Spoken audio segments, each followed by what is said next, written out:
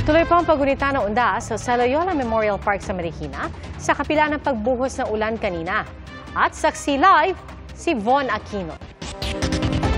Von? Pia, inulan ng mga dumadalaw sa puntod ng kanilang mga mahal sa buhay dito sa Loyola Memorial Park sa Marikina City. Pero sa kabila nga niyan, meron pa rin daw mag-overnight dito.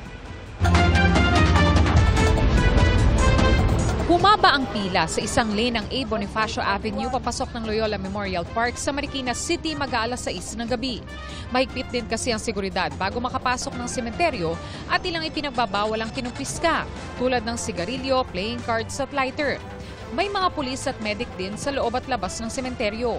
Ang ilang pamilyang dumalaw dito, planong mag-overnight sa tabi ng puntod ng kanilang mga mahal sa buhay. Nag-set up na lang kami ng simpleng tent, maliit na tent, tapos may mga upuan na rin, tapos may mga food na rin po.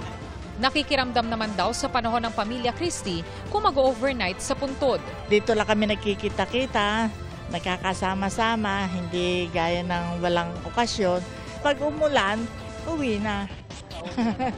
Ang puntod namang ito pinalibutan ng mga palamuti at Christmas lights. May mensahe pang binuo gamit ang petals. May mga bulaklak at kandila na rin sa puntod ng ilang namayapang sikat na personalidad tulad ng GMA Integrated News Pillar na si Mike Enriquez, puntod ng yumaong si Senator Miriam Defensor Santiago at Master Rapper Francis M.